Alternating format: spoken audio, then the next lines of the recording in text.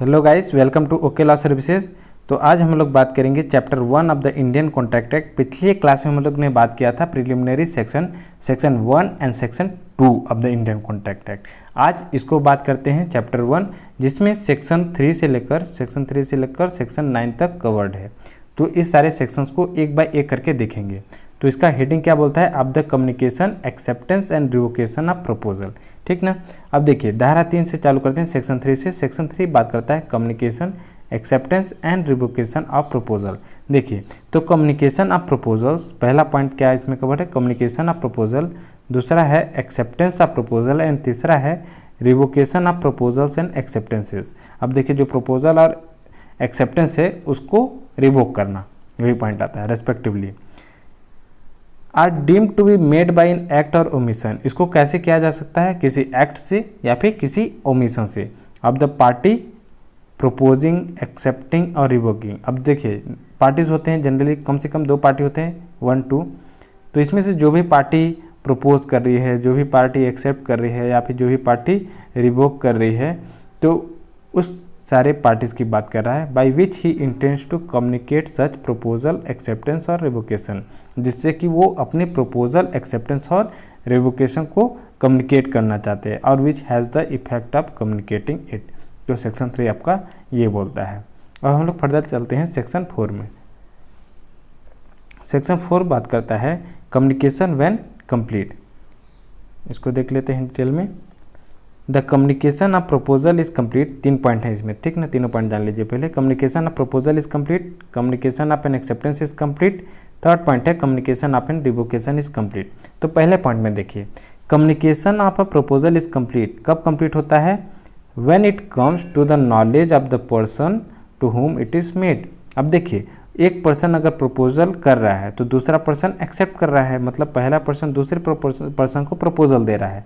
तो पहला person proposal दे रहा है, दूसरा पर्सन के नॉलेज में जब आ जाएगा तो माना जाएगा कि प्रपोजल कंप्लीट हुआ है, ठीक ना, ये चीज़। अब देखिए सेकेंड पॉइंट देखते हैं। The communication of an acceptance is complete as against the proposer. देखिए इसमें 2 पार्टीज हैं, पहला पार्टी दूसरा पार्टी, इसको बोल देते हैं प्रपोजर और दूसरा पार्टी हो गया एक्सेप्टर, ठीक ना। अब देखिए when it is put in the course of transmission to him so is to be out of the power of the acceptor, ठीक ना। एज अगेंस्ट द प्रपोजर, इसके अगेंस्ट कैसे कंप्लीट होगा?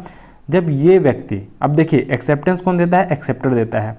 तो एक्सेप्टर जब प्रपोजल तो हो चुका है, अब एक्सेप्टर एक्सेप्ट करेगा। तो जब एक्सेप्ट करता है, मान लीजिए ये लेटर से भेज रहा, तो ये लेटर से एक्सेप्ट करेगा। तो जब लेटर को वो पोस्ट कर देगा तो ए के पावर से बाहर चला जाएगा, out of the power of the a acceptor. तो वो क्या माना जाएगा? As against the proposer, communication of acceptance complete हो गया। और एज अगेंस्ट द एक्सेप्टर कब कंप्लीट होगा? जब यही जो एक्सेप्टेंस दिया है, ये कोर्स ऑफ ट्रांसमिशन में डाला है, वो प्रपोजर की नॉलेज में आ जाएगा। When it comes to the knowledge of the proposer, तो कम्युनिकेशन ऑफ एक्सेप्टेंस कंप्लीट होता है, ठीक ना। इसको ध्यान रखिएगा। अब नेक्स्ट पॉइंट चलते हैं, communication of revocation is complete. देखिए कम्युनिकेशन ऑफ रिवोकेशन कब कंप्लीट होता है? As against the person who makes it. देखिए इसमें हम लोग देखे थे 2 पार्टीज तो हैं, एक प्रपोजल है, एक एक्सेप्टर है। प्रपोजल अपने प्रपोजल को भी रिवोक कर सकता है, एक्सेप्टर अपने एक्सेप्टेंस को भी रिवोक कर सकता है, ठीक ना। Revocation of proposal and acceptances हम लोग ने देखा था सेक्शन 3 में। अब देख लेते हैं as against the person who makes it. कोई पर्सन, चाहे प्रपोजर हो चाहे एक्सेप्टर हो, when it is put in the course of transmission to the person to whom it is made. अब देखिए रिवोकेशन जिसको प्रपोजल दिया गया है, अब रिवोकेशन लेटर भी उसी को जाएगा।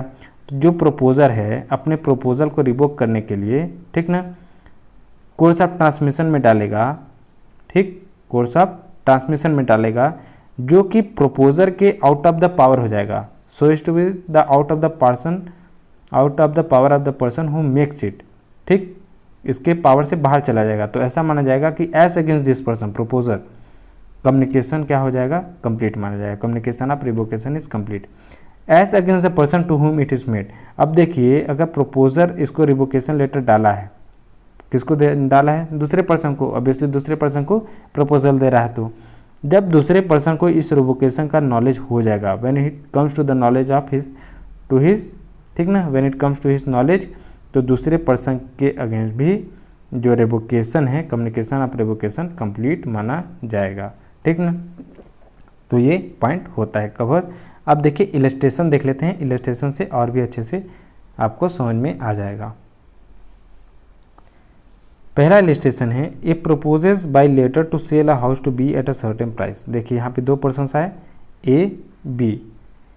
ए प्रपोजल दे रहा है, ठीक ना, to sell a house, proposal to sell a house. B acceptance दे रहा है। पूरे एग्जाम्पल के लिए हम बता दे रहे हैं, यहाँ पे यही सिस्टम चलेगा। ए प्रपोजल दे रहा है, बी एक्सेप्टेंस दे रहा है। अब दोनों लोग रेवोकेशन भी देंगे थर्ड इलस्ट्रेशन में। अब पहले इलस्ट्रेशन को समझते हैं। ए प्रपोजेस बाय लेटर, ठीक ना, to sell a house to B, B को एट अ सर्टेन प्राइस। अब देखिए कम्युनिकेशन ऑफ प्रपोजल कब कंप्लीट होता है, जब एक्सेप्टर के नॉलेज में आ जाता है। ये प्रपोजर है, ये एक्सेप्टर, जब एक्सेप्टर के नॉलेज में आ जाएगा तो फिर जब इसके नॉलेज में आ जाता है ये प्रपोजल, तो फिर क्या माना जाएगा, प्रपोजल इज कंप्लीट। ठीक ना, communication of proposal is complete. अब दूसरा इलस्ट्रेशन देखते हैं। B accepts A proposal. देखिए ए ने बाय पोस्ट भेजा था, अब बी एक्सेप्ट करता है इसी प्रपोजल को। जब एक्सेप्ट करता है इस proposal by letter send by post, तो कम्युनिकेशन ऑफ एक्सेप्टेंस कब कंप्लीट माना जाएगा। देखिए हमने ए में, मान लीजिए ए कौन था, प्रपोजर, इसको प्रपोजर ही कर लेते हैं, ज़्यादा बेटर है। प्रपोजर एक्सेप्टर, प्रपोजर एक्सेप्टर, ठीक ना। अब देखिए ए ने अपना एक्सेप्टेंस लेटर पोस्ट किया, वैसे ही एस अगेंस्ट प्रपोजर कंप्लीट हो जाता है। ठीक, एस अगेंस्ट बी, ठीक, एस अगेंस्ट बी मतलब ये हुआ दूसरा पर्सन, एक्सेप्टर जो है बी है। एस अगेंस्ट बी कब कंप्लीट होगा, जब यही एक्सेप्टेंस लेटर बी तक पहुंच जाएगा, प्रपोजर। ठीक, सी, ए रिवोक्स हिज प्रपोजल बाय टेलीग्राम। अब जो ए पर्सन है, ए पर्सन है, अपने जो प्रपोजल है, प्रपोजल दिया था बी को, अब इसको रिवोक करना चाहता है। ठीक, revokes his proposal by Telegram.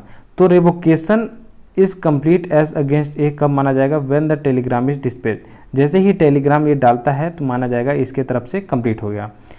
It is complete as against B, B के अगेंस्ट कब कंप्लीट होगा, जब बी यही रिवोकेशन लेटर रिसीव कर लेगा। ठीक, सिंपल।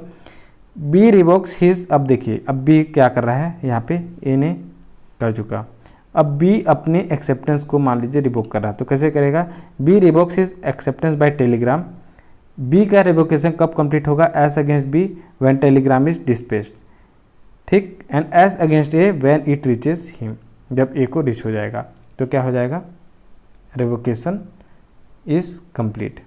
ठीक, अब देखिए नेक्स्ट सेक्शन में चलते हैं हम लोग, revocation of proposals and acceptances. अब देखिए section 5, revocation of proposals and acceptances. A proposal may be revoked at any time, कब तक रिवोक हो सकता है, before the communication of its acceptance is complete as against the proposer. As against the proposer कब complete होता था, जब जो एक्सेप्टर है इन कोर्स ऑफ ट्रांसमिशन में डाल देता था। ठीक ना, इन कोर्स ऑफ ट्रांसमिशन में जब डाल देता था और एक्सेप्टर के पावर से बाहर चला जाता था, तब एज अगेंस्ट द प्रपोजर क्या होता था, वो कम्युनिकेशन इज कंप्लीट होता था। तो इससे पहले जबकि वो डाल दे एज अगेंस्ट द प्रपोजर, ये कोर्स ऑफ ट्रांसमिशन में पोस्ट कर दे अपना एक्सेप्टेंस लेटर एक्सेप्टर, तो उससे पहले ही प्रपोजल को रिवोक करना पड़ेगा। अगर ये पोस्ट कर दिया अपना एक्सेप्टेंस लेटर तो उसके बाद नहीं कर सकता है। ठीक ना, तो कुल मिला के एक्सेप्टर के एक्सेप्टेंस लेटर को डालने से पहले जो भी मीडियम होगा, पोस्ट होगा, मैसेज होगा, टेलीग्राम होगा, किसी भी मीडियम से, तो उसको वो मीडियम पे जाने से पहले ही कोर्स ऑफ रिवोकेशन कंप्लीट होना चाहिए। ठीक ना, तब तक ही प्रपोजल रिवोक हो सकता है। अब देखिए एक्सेप्टेंस की बात आती है। An acceptance may be revoked, acceptance कब तक रिवोक हो सकता है, at any time before the communication of acceptance is complete as against the acceptor but not afterwards. अब देखिए यहाँ पे प्रपोजर था और एक्सेप्टर था। ठीक ना, एज अगेंस्ट द एक्सेप्टर कब कंप्लीट होता था, जब एक्सेप्टेंस लेटर बी को पहुँच जाता है, मतलब प्रपोजर को पहुँच जाता है। तो उसको पहुंचने से पहले ही एक्सेप्टेंस कौन रिवोक करेगा? एक्सेप्टर करेगा। इसको पहुंचने से पहले ही इसको रिवोक करना पड़ेगा एक्सेप्टर को, ठीक ना, तभी ये कंप्लीट माना जाएगा रिवोकेशन। इलस्ट्रेशन देख लेते हैं। A proposes by letter sent by post to sell his house to B. ठीक, A proposes by letter to sell his house to B. B accepts the proposal by letter sent by post. B ने accept किया letter sent by post, ये accept कर रहा है B person. ए में revoke his proposal. ए कब तक revoke कर सकता है प्रपोजल को? एट एनी टाइम और at the moment when B post his letter of acceptance but not afterwards. जब तक बी को पोस्ट करने से पहले एक्सेप्टेंस लेटर, जो एक्सेप्टेंस लेटर दे रहा है, इसको पोस्ट करने से पहले ही रिवोक कर सकता है ए। ठीक, अब बी में revoke his acceptance at any time before or the moment when the letter communicating it reaches A. मतलब ये जो पोस्ट लेटर पोस्ट करता है एक्सेप्टर, बी यहाँ पे एक्सेप्टर है, जब तक ए को पहुँचने से पहले, मतलब यहाँ पे जो प्रपोजर है, प्रपोजर को पहुँचने से पहले ही वो एक्सेप्टेंस को रिवोक कर सकता है, उसके बाद नहीं। ठीक, तो ये होता है revocation of proposal and acceptances. अब फर्दर चलते हैं सेक्शन 6 में। सेक्शन 6 बात करता है रिवोकेशन हाउ मेड। अब देखिए रिवोकेशन हाउ मेड में है, a proposal is revoked, first point, by communication of notice of revocation by a proposer to the other party. ठीक ना, जो प्रपोजर है, कम्युनिकेशन ऑफ नोटिस, प्रपोजर से दूसरे पार्टी को वो communication of notice of revocation, जो रिवोकेशन नोटिस भेजा जाता है वो दूसरे पार्टी को पहुंच जाता है। दूसरा पॉइंट है by lapse of time prescribed in such proposal for its exception. देखिए जब एक्सेप्टेंस में बताया जाता है कि मान लीजिए कहा गया है कि 30 दिन के अंदर एक्सेप्ट करोगे तभी एक्सेप्टेंस माना जाएगा, अगर नहीं होता है तो उस टाइम को बीतने के बाद ऑटोमेटिकली वो रिवोक हो जाएगा। और if no time is so prescribed, अगर उसमें मान लीजिए कोई भी टाइम प्रिस्क्राइब नहीं है तो by the lapse of reasonable time without communication of the acceptance, मतलब एक रीजनेबल समय से पहले विदाउट कम्युनिकेशन ऑफ एक्सेप्टेंस वो कंप्लीट रिवोकेशन हो जाएगा। ठीक ना, रिवोकेशन हो जाएगा। तीसरा पॉइंट आता है by failure of acceptor to fulfil a condition precedent to acceptance. अब देखिए एक्सेप्टेंस से पहले अगर जितने भी कंडीशंस उसमें होंगे उस कंडीशंस को फुलफिल नहीं कर पा रहा है तो भी क्या हो जाता है, रिवोकेशन हो जाता है, प्रपोजल रिवोक हो जाएगा। अब फोर्थ पॉइंट है by the death or insanity of the proposer. By the death or insanity of the proposer if the fact of his death or insanity comes to the knowledge of the acceptor before acceptance. ठीक ना, अगर जो proposer है उसकी death हो जाती है या इंसेनिटी, वो पागल हो जाता है, तो जो फैक्ट है डेथ और इंसेनिटी का वो एक्सेप्टर के नॉलेज में आ जाता है एक्सेप्टेंस करने से पहले, तो भी रिवोकेशन क्या हुआ माना जाएगा। तो यहाँ पे 4 पॉइंट आते हैं, communication of notice of revocation by lapse of time, failure of acceptor to fulfil condition by death or insanity of the proposer when it comes to the knowledge of the acceptor. तो ये 4 point होते हैं। अब देखिए अब हम लोग 7वां section बात करेंगे, एक्सेप्टेंस मस्ट बी एब्सोल्यूट। तो acceptance must be absolute in order to convert a proposal into a promise. Proposal को प्रॉमिस में कन्वर्ट होने के लिए the acceptance must be absolute and unqualified. ठीक, और दूसरा पॉइंट है be expressed in some usual and reasonable manner unless the proposal prescribes the manner in which it is to be accepted. देखिए जो प्रपोजल है अगर उसमें मैनर बताया गया है कि अगर पोस्ट से एक्सेप्ट करो, टेलीग्राम से एक्सेप्ट करो, या फिर और कुछ मीडियम बताया हुआ है या फिर और कुछ तरीका बताया हुआ है एक्सेप्ट करने का, तो उसी तरीके से ही एक्सेप्ट किया जाएगा। अगर नहीं प्रिस्क्राइब है तो जो भी रीजनेबल मैनर होगा, ठीक ना, उस तरीके से एक्सेप्ट किया जाएगा। ठीक, तो यहाँ पे देखिए इफ से चालू होता है, if the proposal prescribes a manner in which it is to be accepted and the acceptance is not made in such a manner the proposer may within a reasonable time after the acceptance is communicated to him insist that his proposal shall be accepted in the prescribed manner। मतलब इसमें ये बोल रहा है कि जब जो proposal देखिए बोला गया, प्रपोजल में एक मैनर बताया गया है कि इस तरीके से एक्सेप्ट किया जाए, और जो एक्सेप्टर है उसको उस तरीके से एक्सेप्टेंस नहीं देता है, तो जो प्रपोजल है वो रीजनेबल टाइम के अंदर ये कम्युनिकेट करेगा प्रपोजल को उसी तरीके से जो प्रिस्क्राइब्ड मैनर है उसी तरीके से एक्सेप्ट करे, दूसरे तरीके से एक्सेप्ट ना करे, ठीक ना। But if he fails to do so he accept the acceptance. अगर वो जो प्रपोजर है वो ये काम नहीं कर पाता, फेल हो जाता है, नहीं बताता उसको, तो फिर ही एक्सेप्ट्स द एक्सेप्टेंस। जो पर्सन है प्रपोजल है वो एक्सेप्ट कर लेता है, अगर वो नहीं बताता है कि प्रिस्क्राइब्ड मैनर में ही हमको भेजो वापस से। अगर वो ऐसा नहीं बताता है तो ऐसा माना जाएगा कि उसने एक्सेप्ट कर लिया है। 8th सेक्शन 8 में बात करते हैं acceptance by performing conditions or receiving consideration. तो performance of a condition of a proposal और acceptance of any consideration for a reciprocal promise which may be offered with a proposal is an acceptance of the proposal. जो proposal के साथ offer होगा उसको perform जो करना पड़ता है वही है।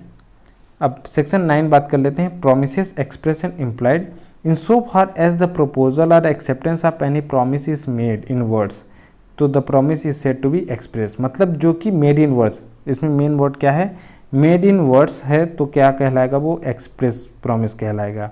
इन so far as such proposal और acceptance is made otherwise than in word, जो वर्ड के अलावा हो उसको क्या बोलेंगे, इम्प्लाइड प्रॉमिस कहेंगे। तो ये होता है आपका express promise and implied promise. Made in other than words क्या हो सकता है, बाय कंडक्ट हो सकता है, ठीक ना, कंडक्ट से कॉन्ट्रैक्ट भी बनता है। तो ये होते हैं आपके सेक्शन 3 से लेकर सेक्शन 9 तक communication of proposal, acceptance and revocation. तो इनके बारे में जान ली। अब नेक्स्ट जो चैप्टर हम लोग चालू करेंगे नेक्स्ट सेशन में चालू करेंगे। तब तक के लिए बाय बाय, थैंक यू, मिलते हैं नेक्स्ट लेक्चर में। हमारे चैनल को अभी तक सब्सक्राइब नहीं किए होंगे तो सब्सक्राइब कर लीजिए, ठीक ना।